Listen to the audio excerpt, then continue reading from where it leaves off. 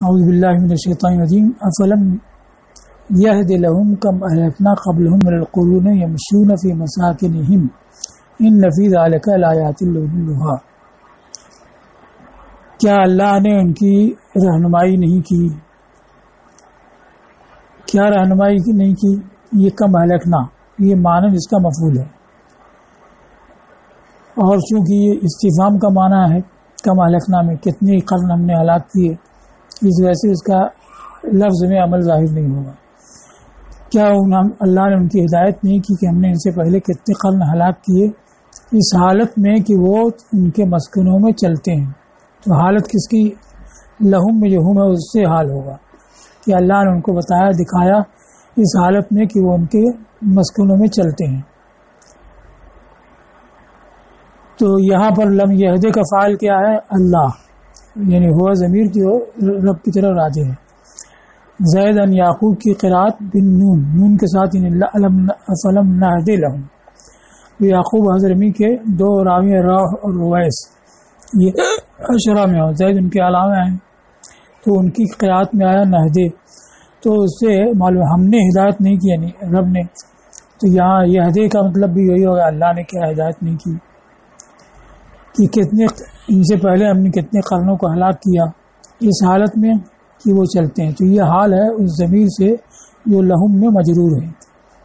مسکن کی جمع مساکن، مراد یہ کہ قریش عاد اور سمود اور قوم لوط کے مساکن میں ان کے گھروں میں چلتے ہیں اور ان کی ہلاکت کے آثار کا مشاہدہ کرتے ہیں۔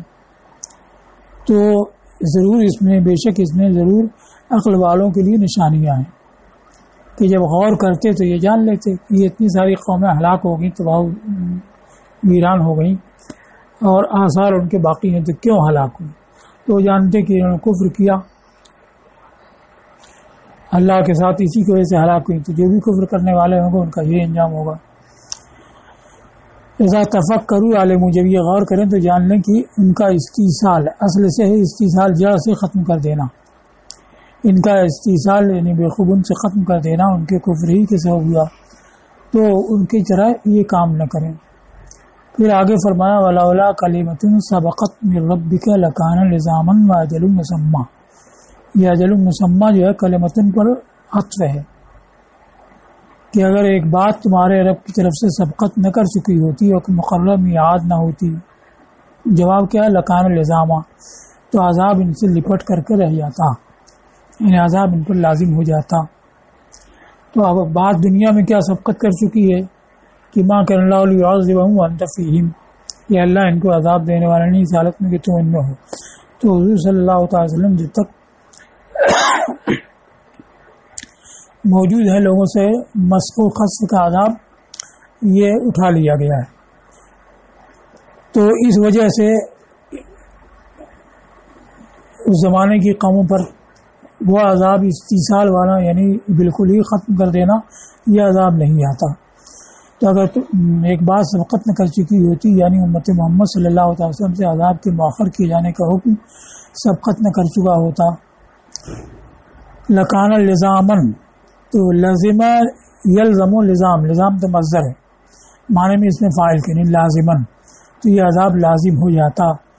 تو لزام لازمہ کا مصدر ہے، اس کے ذریعے صفت لائے گی وہ طور مبالغہ یعنی ضرور لپٹ جانے والا ہوتا، اور ایک مقرر میعاد نہ ہوتی، یہ کلمہ پر عطف ہے۔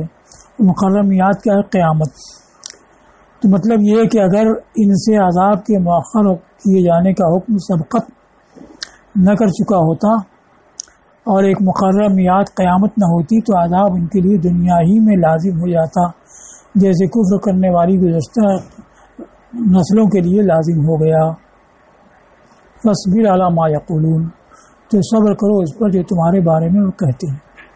یہاں تک ہو گیا۔ اب اس کے بعد وہ ہے وسبح بحمد ربک، اور اپنے رب کی حمد کے ساتھ تسبیح کرو، قبل طلوع الشمس و قبل غروبہا، سورج کے نکلنے سے پہلے اور اس کے ڈوبنے سے پہلے، ومن آناء اللیل، اور رات کی گھڑیوں میں پاکی بیان کرو، تسبیح کرو، وہ اطراف النہار، اور دن کے کناروں میں، لعلک ترضی، اس امید پر کہ تم راضی ہو جاؤ۔ تو اب یہاں پہ تسبیح کا کیا مطلب ہے؟ تو بعض حضرات نے کہا کہ تسبیح سے مراد ہے اللہ تعالیٰ کی پاکی بیان کرنا، حمد کا مطلب اس کے کمالات کو بیان کرنا، یعنی ہمیشہ اللہ کی پاکی بیان کرتے رہو، اس کے کمالات کو شمار کرتے رہو، یہ حکم دیا گیا۔ تو یہ بعض حضرات نے کہا۔ دوسرے حضرات کہتے ہیں کہ یہاں تسبیح سے مراد ہے نماز، اس لیے کہ یہاں تسبیح کو اوقات سے مقید کیا گیا ہے۔ تو یوں اللہ تعالیٰ کی تسبیح اور حمد یہ تو کسی وقت سے مقید نہیں ہے، انسان ہر وقت اس کی تسبیح اور حمد کرتا رہے، لیکن اوقات سے مقید کر کے جو فرمایا گیا کہ ان اوقات میں تسبیح کرتے رہو، تو یہ نماز ہے۔ اور سبح سے مراد بعض نے یہ کہا کہ صبح کی نماز اور شام کی نماز یہ تو فرض کے طور پر، باقی اوقات میں جو مذکور ہے تو یہ نفل کے طور پر ہیں۔ تو نفل کے طور پر اگر ہوتے تو اوقات سے مقید کرنے کی کوئی ضرورت نہیں تھی، پہلے دونوں میں جیسے فرض کے طور پر ویسے بعد میں بھی فرض کے طور پر ہیں۔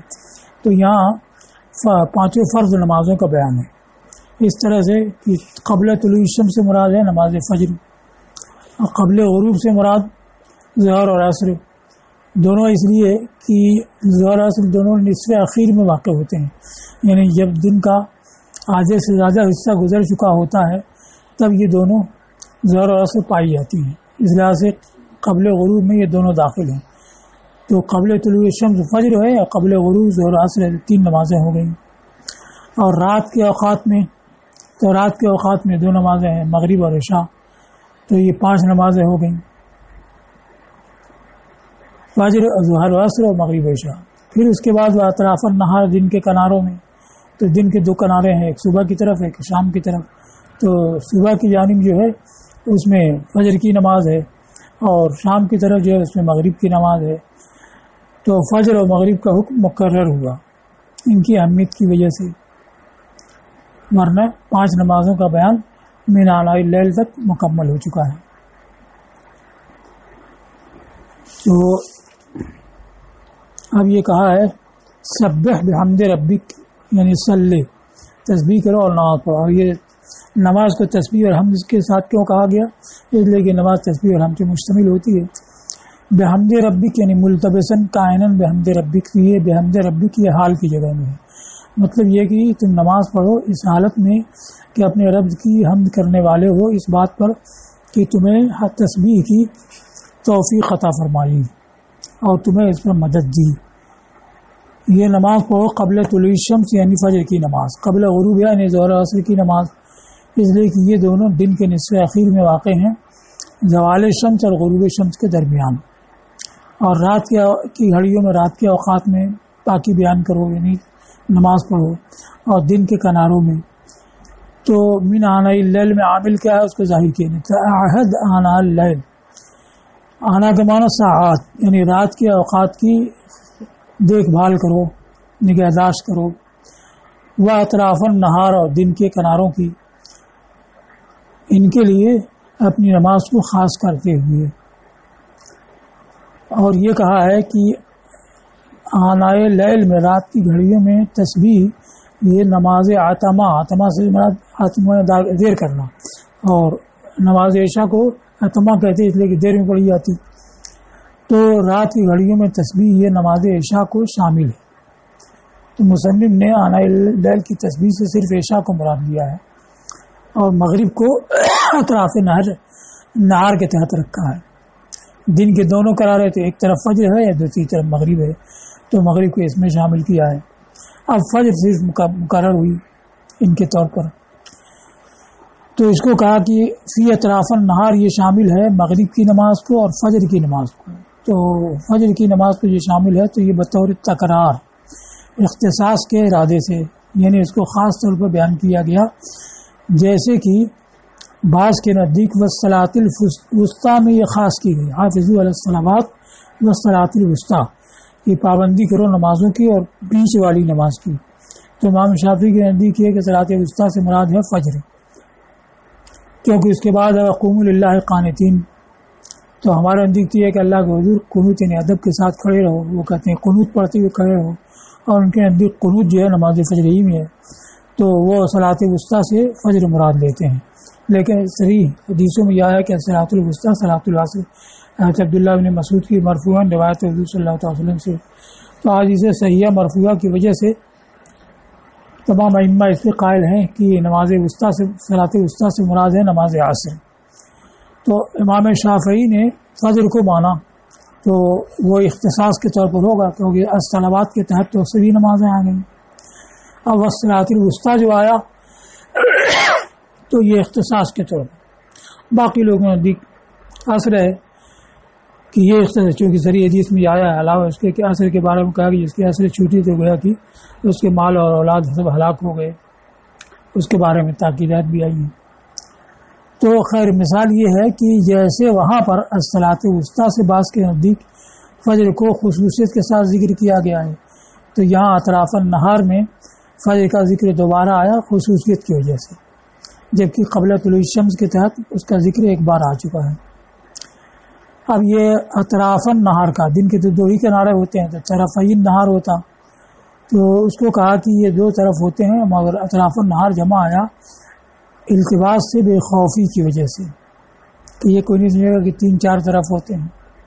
اور یہ اطراف منصوب ہے، یہ عطف ہے قبلہ پر، یعنی سبح قبل طلوع الشمس و اطراف النہار، تسبیح کرو طلوع شمس سے پہلے، غروب آفتاب سے پہلے اور دن کے کناروں میں۔ لعلک ترغا، تو اب یہ لعلک کلام باری تعالیٰ میں ترجیح متکلم کے لیے نہیں ہوگا کہ اللہ تعالیٰ کے یہاں تو سب قطعی ہے، کیا ہوگا کیا نہیں ہوگا، تو یہ مخاطب کے لحاظ سے، یعنی یہ نمازوں کی محافظت کرو اور ان کی ادا کرو اس امید پر کہ تم راضی ہو جاؤ۔ اور ایک حدیث مرفوع بھی ہے کہ حضور صلی اللہ تعالیٰ جریر بن عبداللہ بجلی سے کہ حضور صلی اللہ تعالیٰ وسلم کے پاس ہم بیٹھے ہوئے تھے تو 14ویں رات کے چاند کو دیکھا اور تو ارشاد فرمایا کہ انکم سترون ربکم کما ترون ھذا القمر لا تضامون، کہ تم اپنے رب کو دیکھو گے جیسے کہ اس چاند کو دیکھ رہے ہو اور ایک دوسرے سے ملو گے نہیں، یعنی ازدحام نہیں کرو گے کہ جیسے کہ دنیا میں کوئی چیز دیکھنی ہوتی ہے تو لوگ ایک دوسرے پر ٹوٹے پڑتے ہیں، ویسا نہیں، بلکہ سب اپنی اپنی جگہ رہ کر کے مشاہدہ کریں گے، دیکھیں گے۔ فَإِنِ اسْتَطَعْتُمْ أَلَّا تُغْلَبُوا عَلَىٰ صَلَاةٍ قَبْلَ طُلُوعِ الشَّمْسِ وَقَبْلَ غُرُوبِهَا فَافْعَلُوا، تو اگر تم سے ہو سکے کہ تم مغلوب نہ ہو نماز طلوع آفتاب سے پہلے کی نماز پر اور غروب آفتاب سے پہلے کی نماز پر تو کرو۔ پھر یہ آیت کریمہ پڑھی وَسَبِّحْ بِحَمْدِ رَبِّكَ قَبْلَ طُلُوعِ الشَّمْسِ وَقَبْلَ غُرُوبِهَا، اس سے یہ معلوم ہوا کہ سرکار نے ان نمازوں سے نماز فرض مراد لیا ہے، تو جو لوگ کہتے ہیں کہ نفل مراد ہے وہ صحیح نہیں، اور یہ صحیحین وغیرہ سب میں حدیث آئی ہے۔ تو اب اس کے بعد یہ ہے تاکہ تم راضی ہو، تو یہ مخاطب کے لحاظ سے ہے، اور اس سے حضور صلی اللہ علیہ وسلم کی عظمت ظاہر ہوتی ہے۔ یہ نہیں فرمایا گیا کہ نمازیں اس لیے ادا کرو کہ میں راضی ہو جاؤں، بلکہ فرمایا کہ تاکہ تم راضی ہو جاؤ، اسی لیے فرمایا حضور نے کہ جعلت قرۃ عینی فی الصلاۃ، جعلت قرۃ عینی فی الصلاۃ، نماز میں میری آنکھوں کی ٹھنڈک بنائی گئی، یعنی اللہ کا ذکر کرو ان اوقات میں اس امید کے ساتھ کہ تم اللہ کے ہاں پا جاؤ وہ جس سے تمہارا دل راضی ہو، وَيُسَرُّ قَلْبُكَ، اور قلب تمہارا خوش ہو جائے۔ اور ترضا مجہول، یہ علی کسائی اور ابوبکر شعبہ کی قرأت ہے، اس امید پر کہ تم راضی کیے جاؤ، یعنی یرضیک ربک، تمہارا رب تمہیں راضی کرے۔ اب آگے ہے وَلَا تَمُدَّنَّ عَيْنَيْكَ إِلَىٰ مَا مَتَّعْنَا بِهِ أَزْوَاجًا مِّنْهُمْ زَهْرَةَ الْحَيَاةِ الدُّنْيَا لِنَفْتِنَهُمْ فِيهِ وَرِزْقُ رَبِّكَ خَيْرٌ وَأَبْقَىٰ، اور اپنی آنکھیں دراز نہ کرو اس کی طرف جو ہم نے قسم قسم کے فائدے ان کو دیے، جو ہم نے ان کو فائدہ دیا ازواج منہ، ان میں سے کچھ صنفوں کو، کچھ لوگوں کو جو دنیاوی زندگی کی رونق والے ہیں، ہم نے فائدہ کیوں دیا طرح طرح کا، لنفتنہم فیہ، تاکہ ان کو ہم اس میں فتنے میں ڈالیں، اور تمہارے رب کا رزق بہتر اور دیر پا ہے۔ آنکھیں دراز نہ کرو، مدے کو نا بڑھانا ہوتا ہے، تو آنکھ تو اپنے خانے ہی میں رہے گی، اس کا بڑھنا بڑھانا متصور نہیں ہے، اس لیے یہاں پہ نکالا کہ یہ نظر عینک، یعنی دیکھنا دراز نہ کرو کہ کسی بلڈنگ کی طرف، کسی آسائش کی طرف دیکھا تو دیکھتے ہی رہ گئے، ایسا نہ ہو، اے نظر عینک۔ اور پھر نظر کو بھی دراز کرنے اور طویل کرنے کا مطلب کیا ہے، تو اس کی بھی تفسیر کی مد النظر تطویل ہو، کہ آنکھ کا بڑھانا کیا ہے، اس کو دراز کرنا. دراز کرنا کیا ہے؟ اللہ یقادہ یردہ استحسانا للمنظور الیہ و اعجابا بہ، کہ جلدی اس کو لوٹائے نہیں، دیکھی جانے والی چیز کو عمدہ سمجھتے ہوئے اور اس پر فریب خوردہ ہو کر کے اس کو پسند کرنے کی وجہ سے. تو اس سے کیا معلوم ہوا کہ یوں ہی اچانک نگاہ پڑ گئی پھر پھیر لی تو اس میں کوئی حرج نہیں اور اس سے ممانعت نہیں ہے. یہ کہ دیکھا تو دیکھتا ہی رہ گیا، اسی سے روکا گیا. اور وفیہ ان نظر غیر الممدود معفو عنہ، اور اس میں ایسا یہ دلیل ہے کہ ایسا دیکھنا جو دراز نہ ہو یہ معاف ہے. اب یہ دراز نہ ہو کا مطلب کیا ہے؟ یہ بادہ شاہ بن نظر، بادہ مبادہتاً اچانک دیکھ لینا، اس سے بداحت ہے، بدی ہے. وہ یہ کہ اچانک کسی چیز کو دیکھے پھر نگاہ نیچی کر لے. اور متقیوں نے شدت برتی ہے نگاہ پست کرنے کے واجب ہونے میں ظالموں کی عمارتوں سے. بنا کی جمع ہے ابنیہ، ظالمہ ظالم کی جمع، اور عدہ کی جمع ہے عدد، فسقہ فاسق کی جمع، ملبس کی جمع ملاسم مرکب، ملابس و مرکب کی جمع مراکب. تو انہوں نے شدت برتی ہے غض بصر کے واجب ہونے میں ظالموں کی عمارتوں سے، فاسقوں کے ساز و سامان سے جو ان کی پوشاکوں میں اور سواریوں میں ہوتے ہیں. تو یہ طرح طرح کے ساز و سامان رکھتے ہیں، عمارتیں عمدہ عمدہ بنا کے رکھتے ہیں. تو اس کی طرف آدمی دیر تک دیکھے نہیں، نظر پڑی تو نظر پھیر لے. یہاں تک کہ حسن بصری نے کہا کہ لا تنظروا الی دقدقۃ حمالیج الفسخہ، املاج کی جمع حمالیج، املاج کہتے ہیں غیر عربی گھوڑے کو. تو غیر عربی گھوڑے رکھتے تھے عمدہ قسم کے لا کر کے لوگ، فخر کے لیے، تکبر کے لیے اور لوگوں کو دکھانے کے لیے. تو انہوں نے فرمایا کہ فاسقوں کے گھوڑوں کی ٹاپوں کو، دقدقہ کہتے ہیں ٹاپ کی آواز کو کی طرف نظر نہ کرو، لیکن یہ دیکھو کیسا یلوح ذل المعصیت من تلک الرقاب، یہ دیکھو کہ ان گردنوں سے معصیت کی ذلت کیسے چمک رہی ہے. یہ دیکھنے سے کیوں روکا گیا؟ اس لیے کہ انہوں نے ان چیزوں کو بنایا ہے تماشا بینوں کی نگاہوں کے لیے. نظارہ ناظر کا مبالغہ، نظار اسی سے نظارہ ہے، یعنی جماعت النظارہ. تو جماعت موصوف کے لحاظ سے نظارہ مؤنث صفت آئی. تو انہوں نے ان چیزوں کو بنا رکھا تماشا بینوں کی نگاہوں کے لیے. تو ان کی طرف دیکھنے والا ان کی غرض کو بر لانے والا، حاصل کرانے والا ہے، اور ان کو ان سب چیزوں کے بنانے پر اور برانگیختہ کرنے والا ہے. اگر لوگ ان کی عمارتوں کو برابر دیکھتے ہیں تو اور شوق کریں گے اور بنانا چاہیں گے، ان کی سواریوں کو دیکھتے رہیں تو وہ اور عمدہ سواریاں بنانا چاہیں گے. اب یہاں پر ما متعنا بہ ازواجا منہ، نگاہ دراز نہ کرو اس کی طرف جو ہم نے ان کو فائدہ دیا. کس کو فائدہ دیا؟ ازواجا منہم، یعنی اصنافا منہم، ان میں سے کچھ صنفوں کو، یعنی کفار کی کچھ قسموں کو ہم نے فائدہ دیا. تو متعنا کا یہ مفعول ہوا ازواجا منہم، ازواجا موصوف ہوگا منہم اس کی صورت میں، ازواجا کائنتا منہم. تو یہ تفسیر کی اصنافا من الکفرہ، کہ کافروں کے کچھ صنفوں کو جن سے ہم نے فائدہ دیا. اور ہو سکتا ہے کہ یہ ازواجن حال ہو، ہائے ضمیر سے، یعنی بہی میں جو ہا ہے وہ ذوالحال ہو اور ازواجن اس سے حال ہو. تو مطلب دوسرا ہو جائے گا، جس سے ہم نے فائدہ دیا وہ طرح طرح کا ہے. اور پھر متانا کا مفعول تو منہم ہو جائے گا. ازواجن تو حال ہو گیا بہی کے میں ہا سے، کہ جس سے کہ جس حالت میں کہ وہ طرح طرح کا ہے، ہم نے فائدہ دیا ان میں سے بعض کو، من تبعیض کا ہو جائے گا. تو یہ طرح طرح کی چیزیں جن سے ہم نے بعض کو فائدہ پہنچایا ہے، اس کی طرف نگاہ دراز نہ کرو. تو یہ ہو سکتا ہے کہ یہ ازواجن یہ حال ہو ضمیر، ہائے ضمیر سے، اور فعل جو ہے منہم پر واقع، یعنی منہم اس کا مفعول بھی ہوا. فرمایا الی الذی متعنا بہ وہو اصناف بعضهم وناسا منہم، نگاہ دراز نہ کرو اس کی طرف جس سے کہ ہم نے فائدہ دیا اس حالت میں کہ وہ قسم قسم کا ہے. کس کو فائدہ دیا؟ ان میں سے بعض کو اور ان میں سے کچھ لوگوں کو. زہرۃ الحیات الدنیا، یعنی زینتہا و بہجتہا، جو دنیاوی زندگی کی زینت اور رونق ہے. اب یہ زہرتہ منصوب ہے بربنائے ضم، یعنی ازم و زہرۃ الحیات الدنیا، یا بہی کے محل سے بدل ہو کر کے. بہی جو ہے متانہ کا معمول ہے محل کے لحاظ سے، اگرچہ لفظاً بے کا مجرور ہے لیکن متانہ کا معمول ہونے کے لحاظ سے محل نصب میں ہے، تو اس سے بدل ہوگا زہرا تو یہ بھی منصوب ہوگا. یا اس وجہ سے کہ ازواجن سے بدل ہو، اور ازواجن جو ہے یہ متانہ کا مفعول بہی ہو، حال نہیں کہ ان میں سے کچھ قسموں کو ہم نے فائدہ دیا اس حالت میں کہ وہ دنیاوی زندگی کی رونق والے ہیں، تو زوی یہاں مقدر ہوگا. یا یہ کہ یہ بدل ہو ازواجن سے زوی زہرا کی تقدیر پر، تاکہ ہم ان کو اس میں فتنے میں ڈالیں، ہم ان کو آزمائیں یہاں تک کہ وہ عذاب کے حقدار ہو جائے ان سے ناشکری کے پائے جانے کی وجہ سے، یا اس کے سبب سے ہم آخرت میں ان کو عذاب دیں.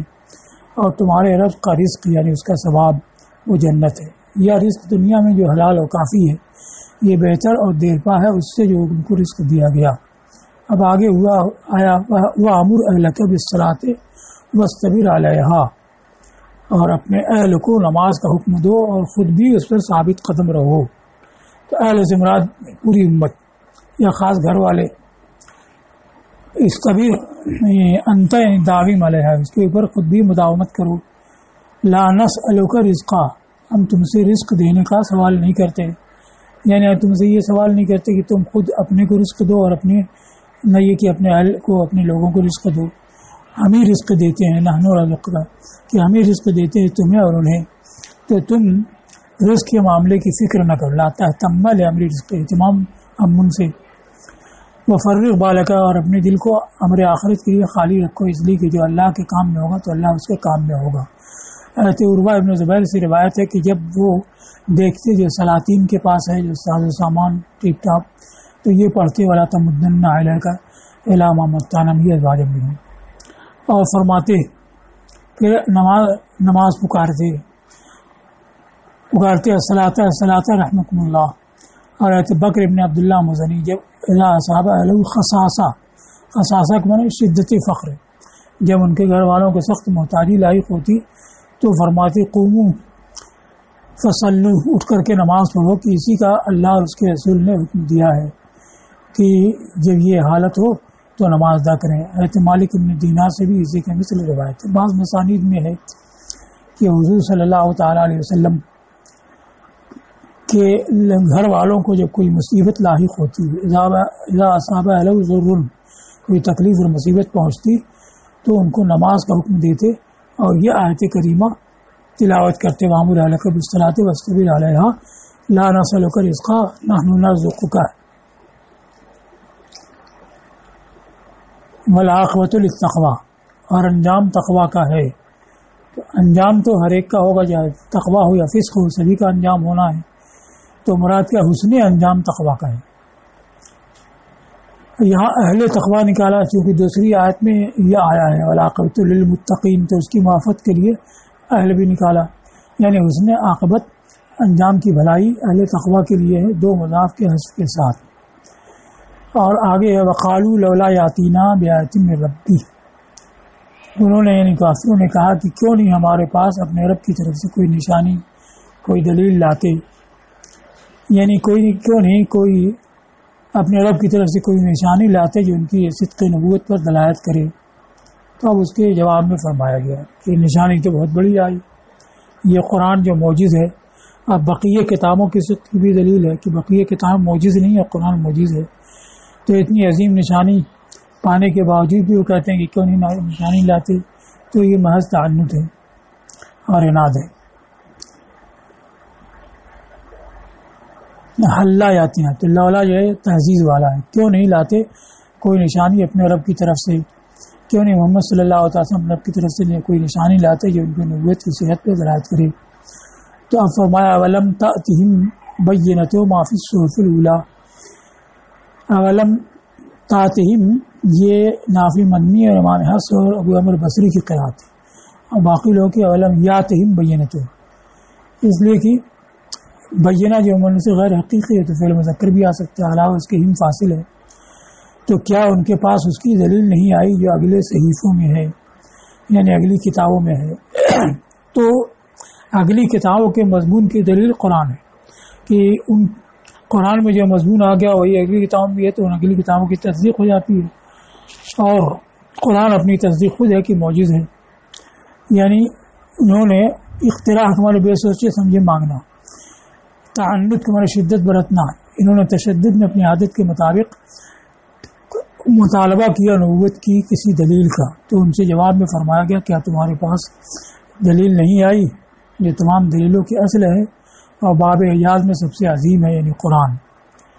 یہ سب سے عظیم کیسے؟ من قبل ان القرآن برہان و معافی سائر الکتب المنزلہ، اس جہت سے کہ قرآن ان سب کی دلیل ہے جو اگلی نازل شدہ کتابوں میں ہے، اور اس کی صحت کی دلیل ہے، اس لیے کہ قرآن معجزہ ہے اور وہ سب معجز نہیں ہیں۔ تو یہ اگلی کتابیں محتاج ہیں اس کی کہ قرآن شہادت دے اس کی صحت پر جو ان کی اگلی کتابوں میں ہے۔ وَلَوْ أَنَّا أَهْلَكْنَاهُمْ بِعَذَابٍ مِّن قَبْلِهِ لَقَالُوا، اور اگر ہم ان کو ہلاک کر دیتے اس سے پہلے کسی عذاب سے تو کہتے کہ ربنا لولا ارسلت الینا رسولا فنتبع آیاتک من قبل، یعنی من قبل الرسول اور من اب القرآن، تو یہ ضمیر یا تو رسول کی طرف آ جائے یا قرآن کی طرف، کہ رسول سے پہلے یا قرآن سے پہلے اگر ہم ان کو کسی عذاب سے ہلاک کر دیتے تو یہ کہتے لولا یعنی اللہ، کیوں نہ ہماری طرف کسی رسول کو بھیجا کہ ہم تیری نشانیوں کی پیروی کرتے۔ نتبع یہ منصوب، کیونکہ اس سے پہلے لولا میں استفہام کا معنی پایا جاتا ہے، تو فا آیا اس کے بعد تو فعل مضارع المقدرہ کی وجہ سے منصوب ہوگا، تو یہ منصوب ہے استفہام کے جواب ہونے پر فا کے ساتھ۔ تیری آیتوں کی پیروی کرتے اس سے پہلے کہ ہم ذلیل ہوتے عذاب کے نازل ہونے سے، رسوا ہوتے آخرت میں۔ کل کلم متربص، کلن میں تنوین عوض کی ہوتی ہے، یعنی کل واحد منا منکم، یعنی ہم میں اور تم میں سے ہر ایک انتظار کرنے والا ہے انجام کا، وہ بما یؤول الیہ امرنا امرکم، اور اس کا جس کی طرف ہمارا تمہارا معاملہ پلٹے، اعلیٰ رجع کے معنی میں۔ فتربصوا، تو تم بھی انتظار کرو، فستعلمون، تو تم جان لوگے جب قیامت آئے گی۔ کیا جان لوگے؟ اس کا مفعول ہے من اصحاب الصراط السوی و من اہتدی، کہ کون ہیں سیدھے راستے والے اور کون ہیں راہیاب۔ تو اب یہ من میں استفہام کا معنی ہے تو یہ مبتدا ہو گیا، صاحب یہ خبر ہو گیا، اور مدعا خبر مل کر کے معنن تعلمون کا مفعول ہوگا، اور لفظاً چونکہ استفہام کا معنی ہوگا تو علم کے معنی کی تعلیق ہوگی۔ تعلیق کا مطلب کہ لفظاً عمل نہ ہو، معنن ربط باقی رہے۔ یہ من اصحاب یہ مبتدا اور خبر ہے، اور محل ان کا نصب ہے، تعلمون کا مفعول بنیں گے معنی کے لحاظ سے۔ سیدھے راستے والے سبھی کی تفسیر مستقیم سے کی، من اہتدی الی النعیم المقیم، اور کون دائمی آسائش تک راہیاب ہیں۔ اب سورہ کی فضیلت آخر میں بیان کرتے ہیں، تو سورہ طٰہٰ کی فضیلت میں ایک حدیث پیش کی کہ رسول اللہ صلی اللہ تعالی وسلم نے ارشاد فرمایا کہ اہل جنت کوئی سورہ نہیں پڑھیں گے مگر سورہ طٰہٰ اور یاسین۔ ایسے ابن مردویہ نے روایت کی ابو امامہ سے رضی اللہ تعالیٰ عنہ سے کہ سرکار نے فرمایا کل قرآن یوضع علی اہل الجنہ، کہ پورا قرآن اہل جنہ کے سامنے رکھا جائے گا، فلا یقرؤون منہ شیئا الا طٰہٰ و یاسین فإنہم یقرؤون بہما فی الجنہ۔ اہل جنہ کے سامنے پورا قرآن رکھا جائے گا تو وہ اس میں سے صرف سورہ طٰہٰ اور یاسین پڑھیں گے، کہ جنت میں ان دونوں کو پڑھیں گے۔ اور یہ الفاظ جو کتاب میں ہے یہ سالبی نے حسن سے مرسلاً روایت کیا ہے، اس میں لا یقرؤ الجنہ الا سورۃ طٰہٰ و یاسین، واللہ اعلم بالصواب۔